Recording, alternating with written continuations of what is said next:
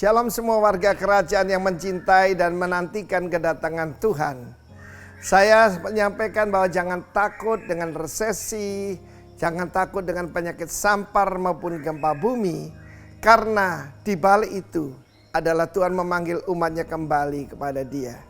Kita lihat bagaimana salah satu kata kunci paling penting, yaitu sudah hilang dari mana banyak gereja, pelayanan, dan nyebut dirinya hamba-hamba Tuhan, yaitu perkataan repent. Ya, repent and turn to God.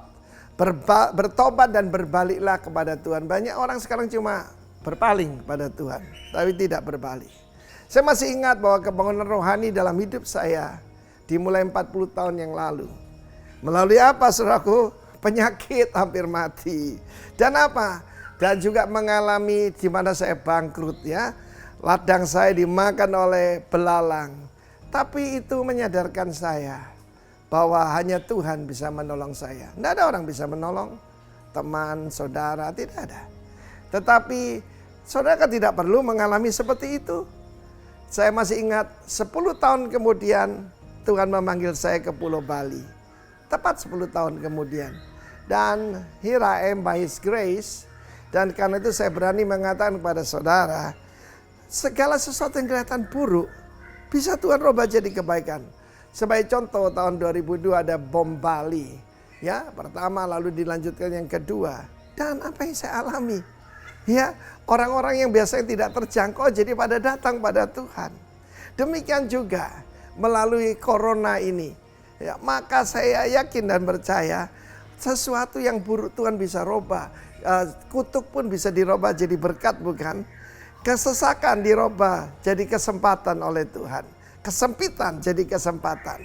Karena bagi setiap saudara yang mendengarkan ini, pertama-tama jaga hatimu dengan penuh kewaspadaan.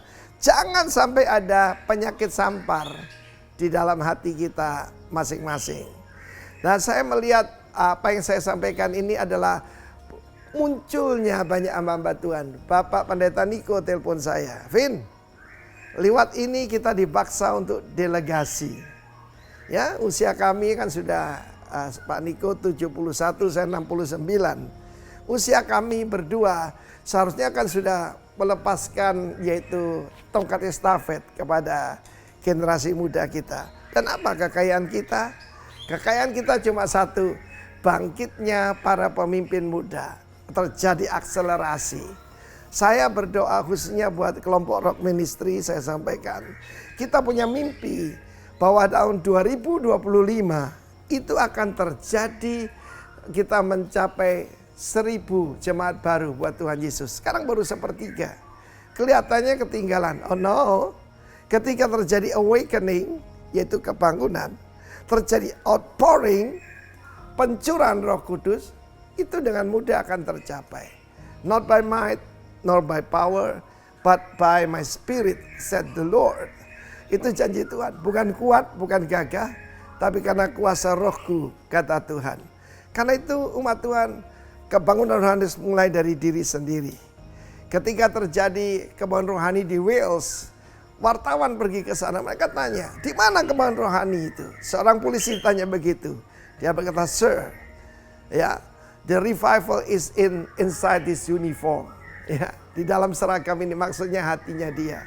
Karena itu bangkitlah setiap kepala keluarga. Selamatkan seluruh keluargamu seperti Nuh menyelamatkan seluruh keluarganya. Jangan takut, akan ada revival. Tuhan memberkati kita semua. Amin. Puji nama Tuhan. Shalom. Haleluya. Bagaimana kabarnya hari ini? Luar biasa. Saya yakin percaya kita semua hadir di tempat ini karena sukacita merindukan kehadiran Tuhan. Oleh karenanya, mari kita persiapkan hati kita. Saya percaya kami rindu akan Engkau, kami rindu akan lawatan-Mu. Dan biarlah Tuhan, pada hari ini kami boleh mendeklarasikan kemenangan kami di sepanjang minggu ini, di sepanjang hari ini, bahkan di sepanjang hidup kami. Kami mau deklarasikan kemenangan kami. Kami mau nyatakan kemenangan kami bahwa ada Tuhan yang luar biasa, ada juru selamat yang ajaib, ada Allah yang dahsyat yang bersama-sama dengan kami. Oleh karenanya kami dedikasikan ibadah kami sore hari ini hanya dalam satu nama, Tuhan Yesus Kristus. Haleluya. Amin. Amin. Haleluya. Terima kasih. Terima kasih.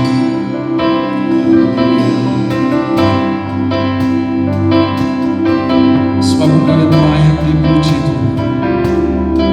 Haleluya. Bapakku datang menyembahmu di situ, menyembahmu di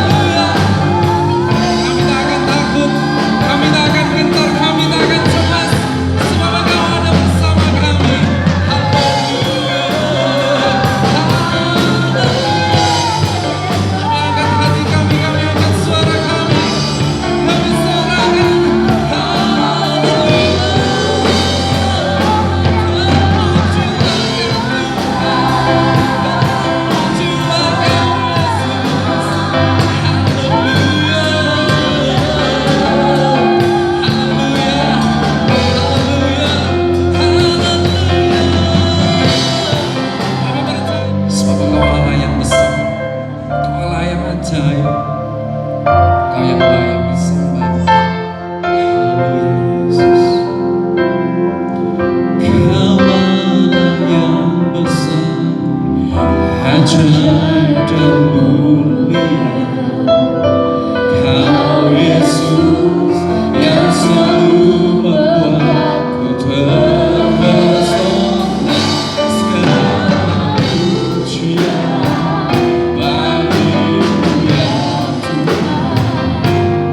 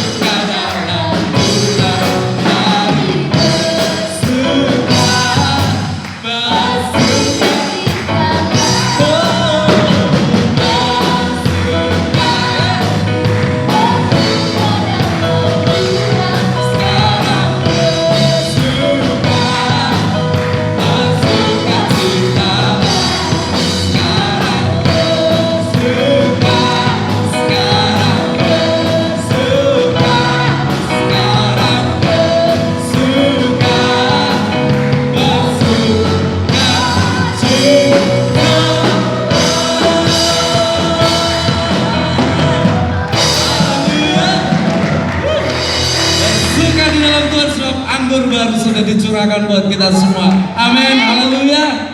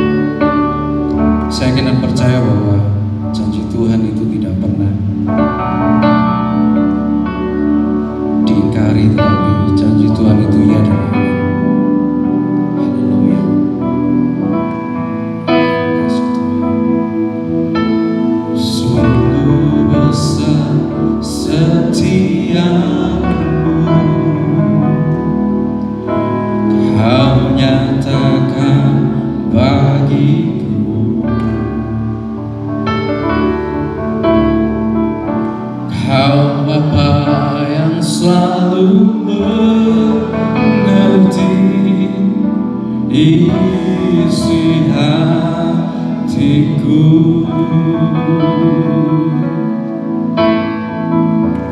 Kemuliaan-Mu Kau janjikan, aku tetap percaya. Percaya janjimu ajaib, terukir dalam kehidupanku. Ku berserah di dalam kekuatanmu.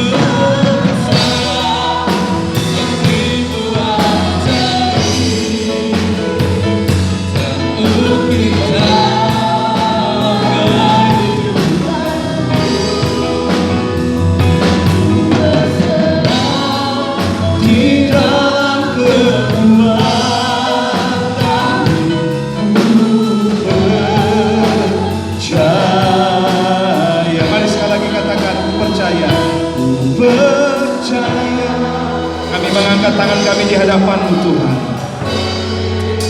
Kami ikrarkan iman kami kepadamu hari ini. Kau yang sanggup Tuhan menolong kami Bapa. Di dalam kekuatan-Mu hanya Kau segalanya Bapa. Ku percaya janji-Mu ajaib ya Tuhan, terukir dalam kehidupan. Ku berserah di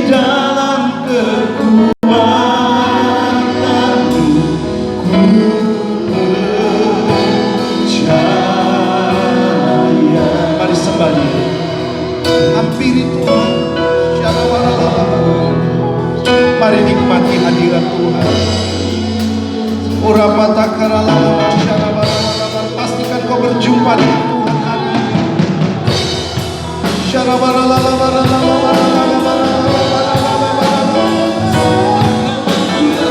Percaya Tuhan, ku sembahkan, nikmati.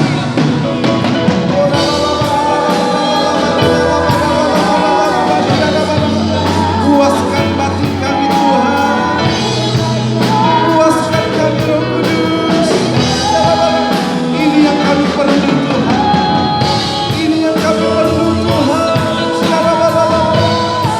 Haleluya. Terima kasih Tuhan. Inilah bentuk penyerahan hidup kami ke dalam tangan-Mu Tuhan. Di tengah apa yang kami alami, kami bukan menyerah, tetapi kami berserah kepada Tuhan, menyerahkan segenap hidup kami dan meminta Tuhan menolong kehidupan kami, menguasai kehidupan kami. Dan biarlah Roh Kudus yang akan terus bekerja, menuntun kami, membuat mujizat, membuat keajaiban dalam kehidupan kami. Terima kasih Bapa. Lawat kami Roh Kudus dengan firman-Mu hari ini, supaya kami boleh dikuatkan sepanjang hidup kami, supaya juga kami Tuhan bisa melakukan apa yang Engkau perintahkan dalam kehidupan kami. Terpujilah nama-Mu, dalam nama Tuhan Yesus. Mari umat Tuhan yang siap mendengar firman Tuhan katakan bersama-sama, amin. Silakan duduk Bapak Ibu. Wow, puji Tuhan. Siapa tadi menikmati hadirat Tuhan? Coba lambaikan tanganmu, tepuk tangan buat Tuhan kita. Ya, selamat datang Bapak Ibu yang lama tidak ketemu gitu ya. Saya percaya saudara pernah datang tapi lama tidak ketemu, kembali datang. Rasanya hati saya itu senang gitu saudara. Jadi puji Tuhan, ini luar biasa sekali karena Pak Arifin katakan bahwa di tengah-tengah akademi virus corona itu akan ada yang dinamakan revival. Amin. Kegerakan. Ya, jadi saudara jangan lemah di tengah-tengah situasi seperti sekarang ini. Jangan juga lalai ya. Tetapi harus terus taat, melangkah dalam kebenaran, tahu persis apa yang harus dilakukan hari-hari ini. Baik, Bapak Ibu, izinkan saya hari ini membagikan tentang satu judul yaitu progression. Ya, ini artinya perkembangan. Saya percaya saudara bahwa setiap kita jadi orang percaya atau jadi orang Kristen, sejak lahir baru dibaptis terima Tuhan Yesus, tidak sama usia rohaninya. Tapi ada banyak orang saudara usia rohaninya lebih panjang, tetapi progresnya atau perkembangannya justru tidak seperti orang yang baru bertobat. Makanya firman Tuhan bilang bahwa ada yang mengawali dengan baik tetapi mengakhirinya dengan tidak baik. Ada yang mengawalinya dengan baik tetapi mengakhirinya juga dengan baik. Yang terkemudian menjadi yang terdahulu, yang terdahulu menjadi yang terkemudian. Nah, ini jawabannya saudara.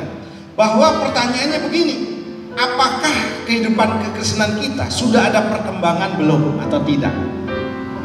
Haleluya. Baik, saudara kasih Tuhan, kita lihat bersama-sama Ibrani pasal 5 ayat 12, kita baca sama-sama ya.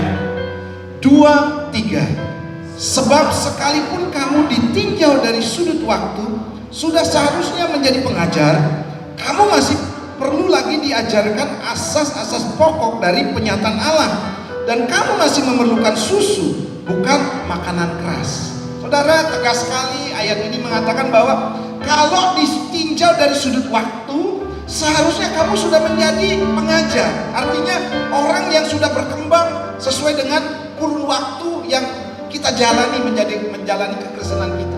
Harusnya saudara, tetapi faktanya saudara di sini kita atau ayat ini melihat bahwa ada banyak orang-orang percaya sudah bertumbuh, harusnya sudah sudah dewasa tetapi masih kanak-kanak, saudara. Sifatnya masih seperti orang yang baru bertobat.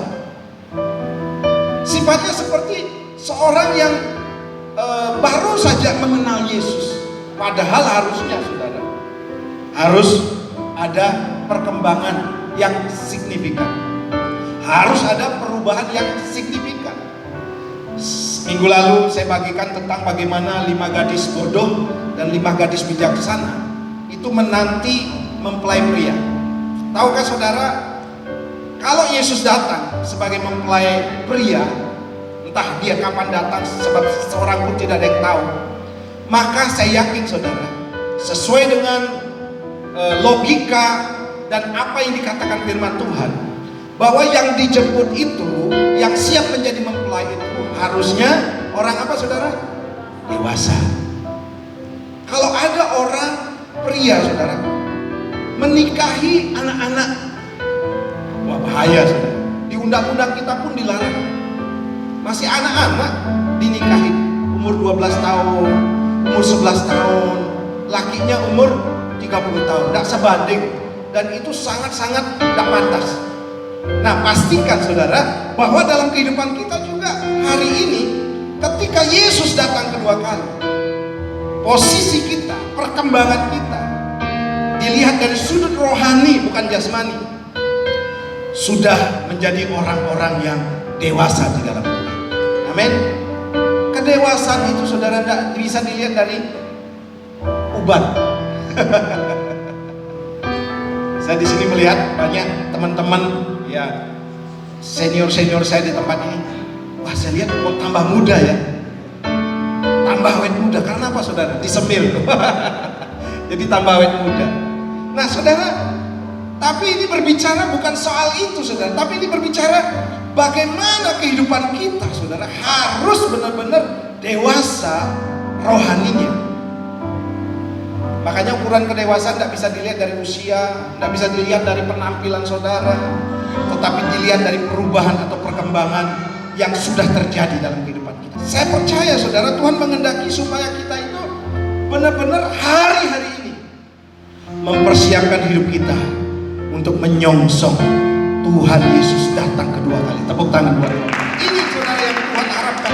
Jadi bukan soal perkembangan-perkembangan, tapi bagaimana dengan perkembangan ini pada akhirnya nanti kita layak di hadapan Tuhan sebagai mempelai wanita Kristus.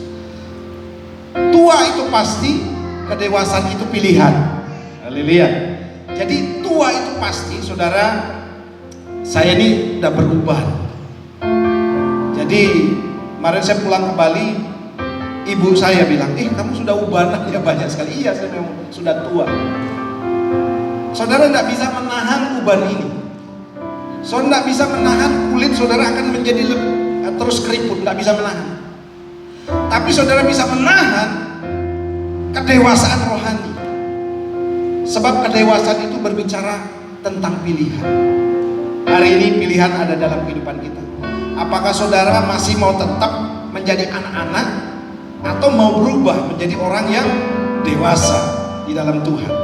Sebab saya yakin, saudara, bahwa Tuhan mau kita nih bertumbuh menjadi orang-orang yang dewasa. Ciri-ciri orang anak-anak apa, saudara? Seperti tadi, pengen makanan yang lunak-lunak, bubur, disayang-sayang, ditimang-timang, gitu kan?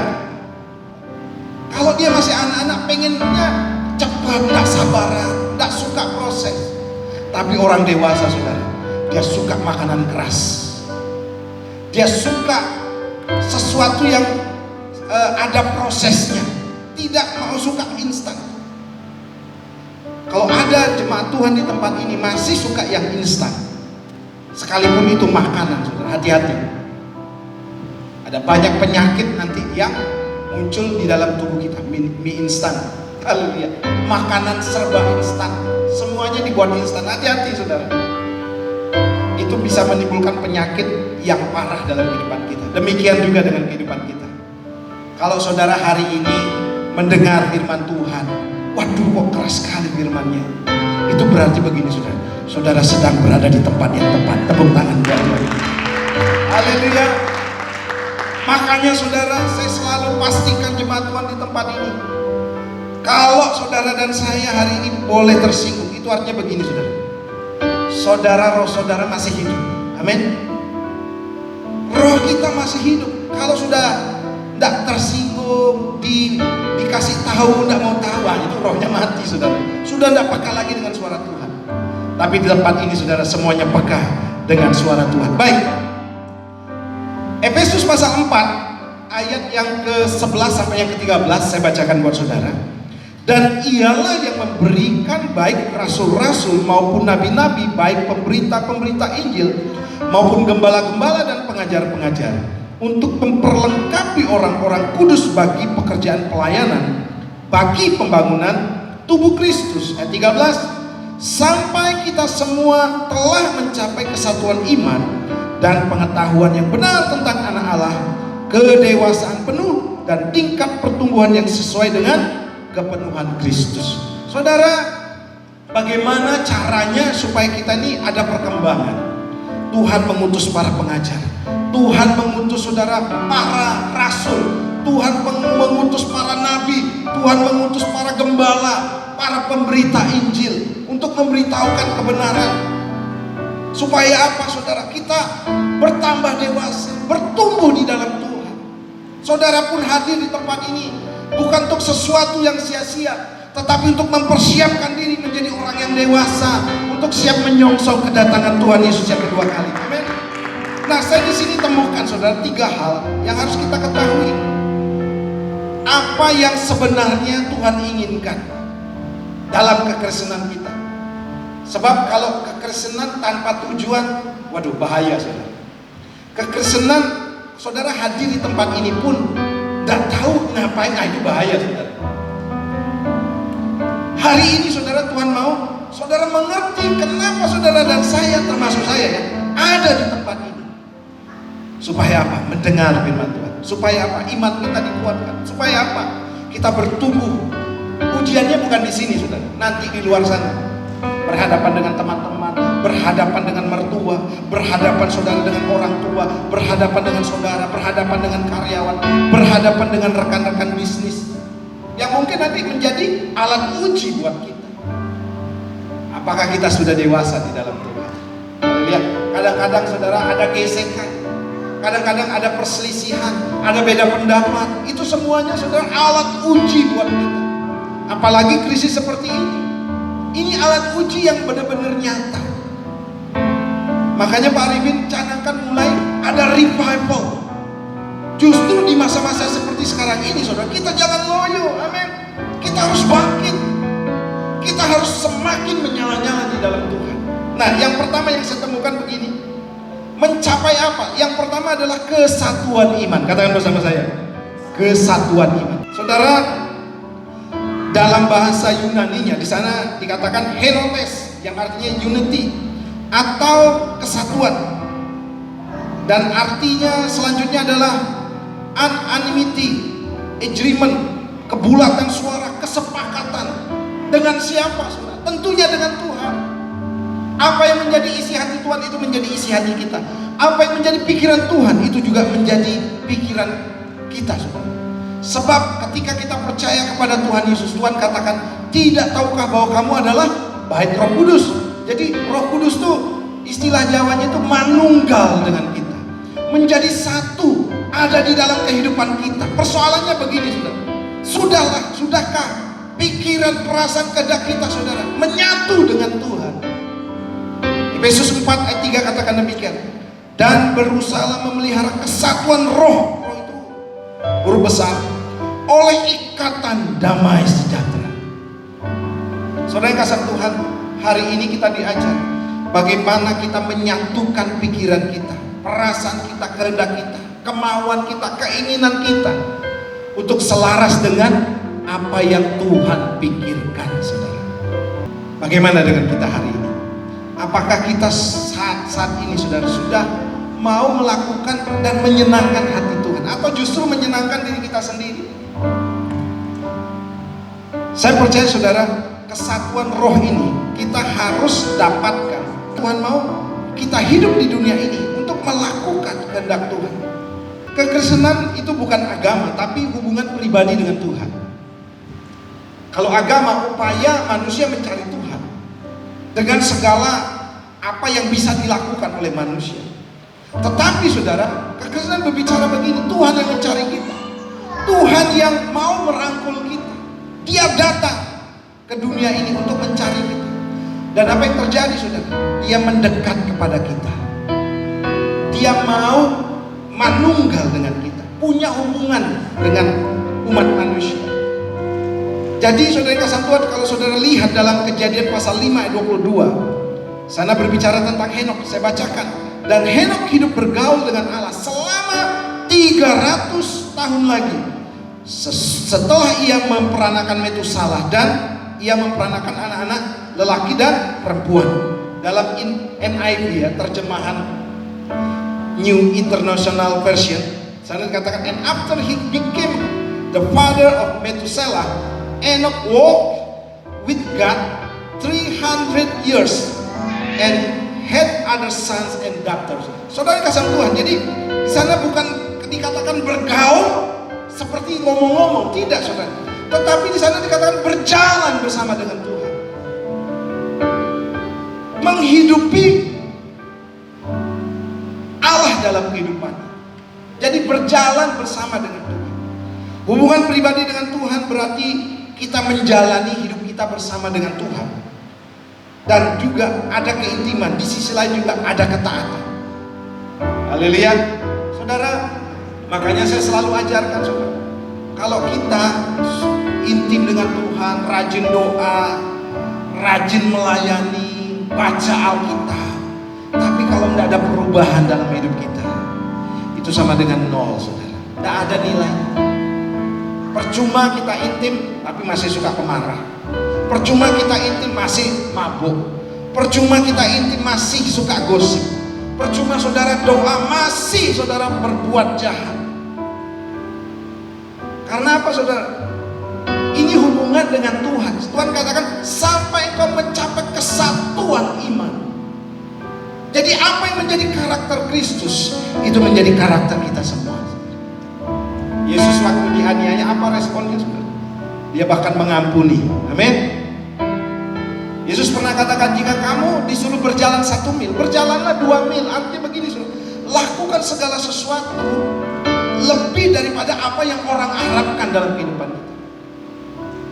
Banyak orang melakukan hal-hal standar saudara. Mengampuni, karena apa? Dia mengampuni saya, karena dia teman saya baik.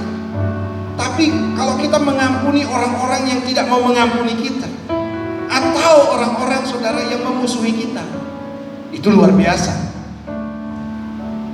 Kalau saudara mengampuni teman-teman yang baik, itu gampang saudara. Orang-orang di luar sana bisa lakukan, tapi orang percaya harus berbeda. Amin. Dan itu yang dicari Tuhan. Dengan apa saudara? Kesatuan iman ini. Jadi berbeda dengan orang-orang lain saudara.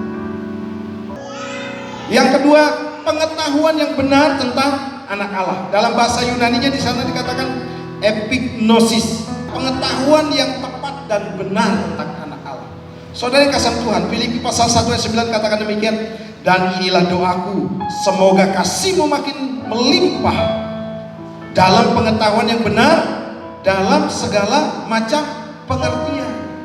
Saudara yang kasih dalam Tuhan, Tuhan mau ketika kita mau menjadi orang yang berkembang, ada menunjukkan perkembangan, kita punya pengetahuan yang benar siapa anak Allah atau siapa Yesus itu. Sebab begini, tidak ada contoh lain, tidak ada teladan lain saudara yang sesempurna Yesus. Jadi Tuhan mau kita ini serupa dengan Yesus. Amin.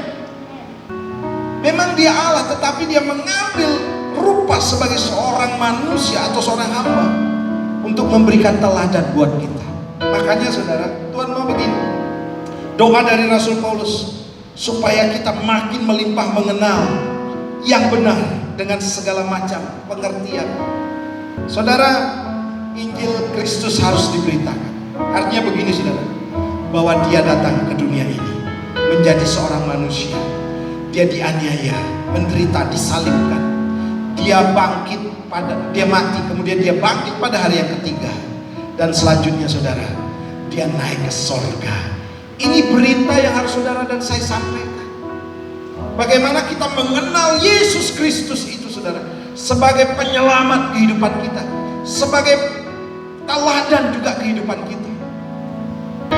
Ya, slide selanjutnya yang ketiga, kedewasaan penuh. Katakan bersama saya, kedewasaan penuh. Saudara, kenapa di sini dikatakan kedewasaan penuh? Karena ada kedewasaan yang tidak penuh, kedewasaan yang separuh. Banyak orang menempuh pendidikan, kuliah, ya, kemudian tamat sampai wisuda, entah itu S1, S2. Kalau S1-nya ini saudara pengangguran, senang enggak saudara? Enggak senang ya, belum komplit saudara. Jadi bekal yang dia dapat itu harusnya benar-benar dipergunakan. Nah, kata kedewasaan di sini ditulis teleios. Artinya sudah mencapai tujuan. Tujuan kita kuliah buat apa sih saudara? Buat diterapkan keilmuannya. Ini ada pointer. Orang menciptakan pointer buat apa saudara? Buat digunakan untuk presentasi. Tapi kalau pointer ini saudara tidak berguna, nah ini berarti tidak mencapai tujuan. Nah, kata teleios seperti itu saudara. Banyak orang tahu pengetahuan Alkitab luar biasa, tapi tidak pernah melakukan firman Tuhan. Itu bukan dewasa penuh, separuh. Sampai kepada tujuan. Pensil kalau diciptakan, dibuat oleh pabrik, tujuannya buat apa?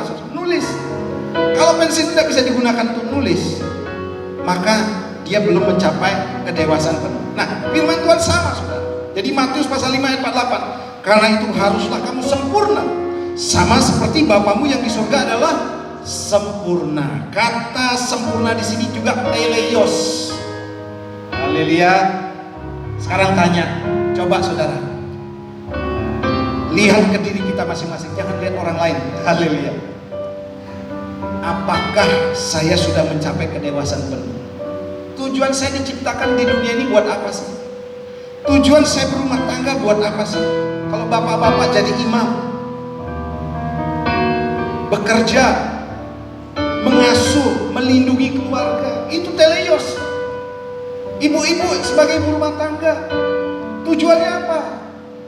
Bukan untuk gosip, tapi menjadi ibu rumah tangga yang baik dan ibu yang untuk anak-anak yang baik juga. Karena apa saudara? Karena kalau tujuannya tidak jelas, saudara belum mencapai kedewasaan penuh. Jadi bukan berbicara, saya harus sempurna. Bagaimana ya sempurna? Bukan. Tapi apakah engkau sudah mencapai tujuan? Demikian juga saya ada di Bondowoso. Tujuan saya buat apa sih saudara? Melayani Tuhan, menjadi gembala ditunjuk di tempat ini. Saya tahu tujuan saya di tempat ini. Untuk apa saudara? Menguatkan saudara semuanya di tempat ini. Jadi masing-masing saudara Tuhan tahu tujuannya. Berbisnis juga tahu tujuannya. Bukan untuk sekedar berbisnis, tapi berbisnis yang baik, kemudian menggaji karyawan, menghidupi orang-orang dan lain sebagainya. Semuanya ada tujuan. Makanya di tema di gereja kita, we help you to fulfill your destiny. Kami membantu atau menolong saudara untuk menemukan tujuan hidup. Saudara punya suara bagus, tujuannya apa? Melayani Tuhan. Amin. Saudara punya keahlian bermain musik, kalau tidak digunakan, belum teleios. Saya percaya saudara masing-masing punya panggilan yang berbeda-beda. Tidak bisa disamaratakan. Saya harus berdiri bimbel, saya harus khotbah, saya harus seperti WL atau singer. Tidak bisa. Masing-masing punya tujuannya sesuai dengan apa yang Tuhan taruh dalam kehidupan kita. Haleluya, haleluya. Terima kasih Tuhan. Kami bersyukur buat hari ini.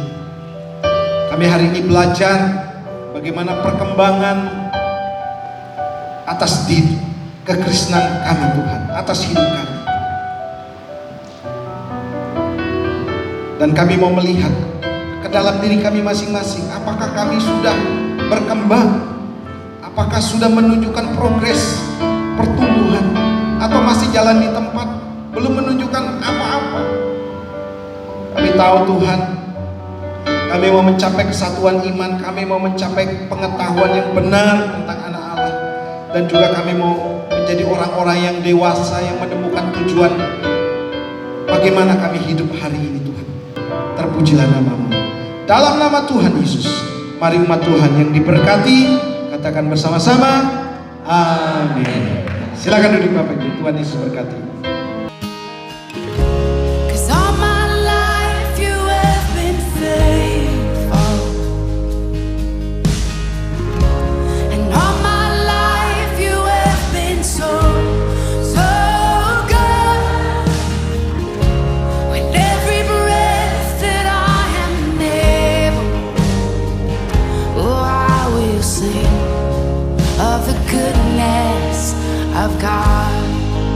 Bapak, kami bersyukur kami kembali diingatkan akan kasih Tuhan yang begitu besar bagi kami dengan perjamuan kudus hari ini.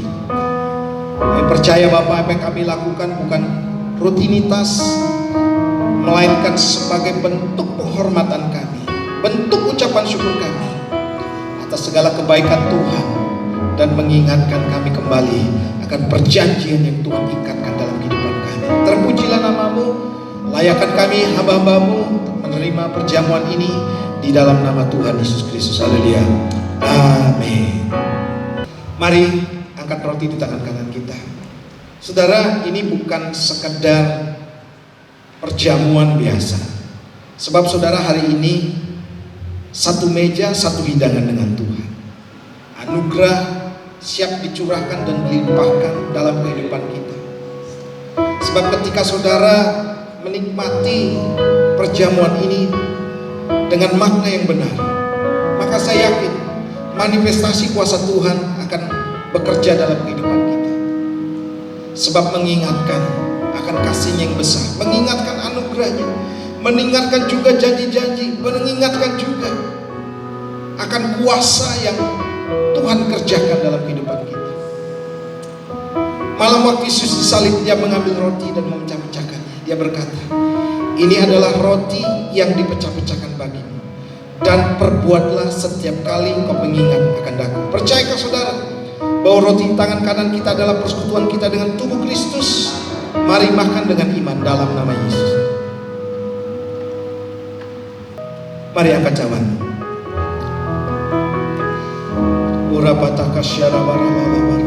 Kami mengucap syukur Bapa atas pengorbanan-Mu di kayu salib. Kami boleh mengangkat cawan ini sebagai peringatan untuk mengingat akan kebaikan Tuhan. Sebab melalui darah yang tercurah, dosa-dosa kami diampuni. Darah yang tercurah, kami diangkat menjadi anak-anak Allah. Sebab darah-Mu adalah meterai dalam kehidupan kami. Demikian juga darah yang tercurah memberikan kepada kami pengharapan akan kesembuhan, akan pemulihan atas kehidupan kami, akan perlindungan-Mu juga bagi kami. Terpujilah nama-Mu. Bukankah cawan pengucapan syukur di tangan kanan kita adalah persekutuan kita dengan darah Kristus? Minum dengan iman dalam nama Yesus. Mari letakkan cawan-Mu, saudara. Saya mengajak kita sembah Dia terlebih dahulu, ucapkan syukur kepada Tuhan hari ini. Katakan terima kasih.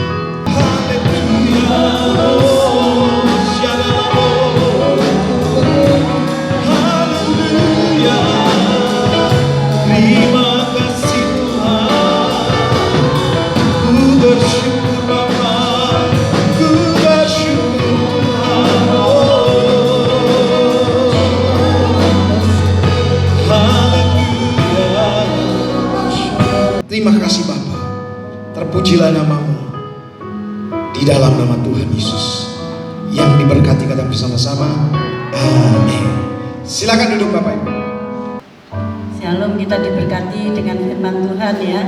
Kami seluruh jemaat mengucapkan banyak-banyak terima kasih kepada Bapak Gembala yang telah menyampaikan, yang telah melayani ibadah ini. Tuhan Yesus memberkati pelayanan Bapak dan keluarga Bapak.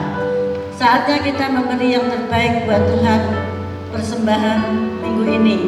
Terima kasih Tuhan atas berkat-Mu pada malam ini. Kami bersyukur Engkau Allah yang luar biasa. Terima kasih atas firman yang Kau berikan kepada kami. Terima kasih Bapa. Kami serahkan di dalam nama Tuhan Yesus kami berdoa dan mengucap syukur. Terima kasih, haleluya, amin. Selamat menabur dan selamat hari Minggu. Tuhan Yesus memberkati.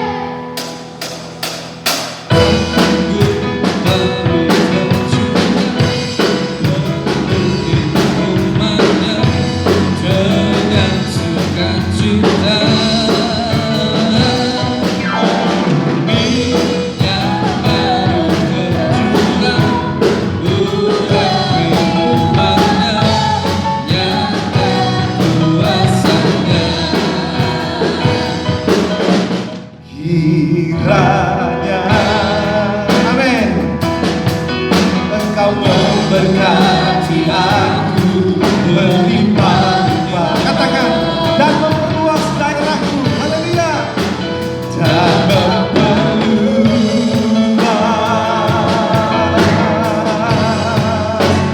daerahku.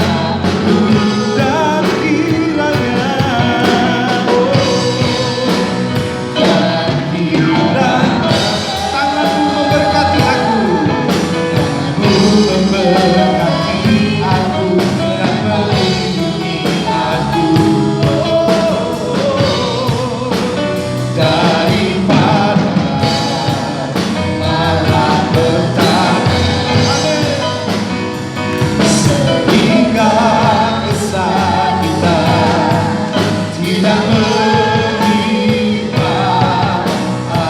Terima berkat Tuhan di dalam nama Bapa, dalam Anak yang tunggal Tuhan Yesus Kristus, dan pertolongan Roh Kudus menyertai hidup kita, keluarga kita, rumah tangga kita, pekerjaan kita mulai hari ini, bahkan sampai selama-lamanya, di dalam nama Tuhan Yesus. Yang diberkati katakan bersama-sama, amin.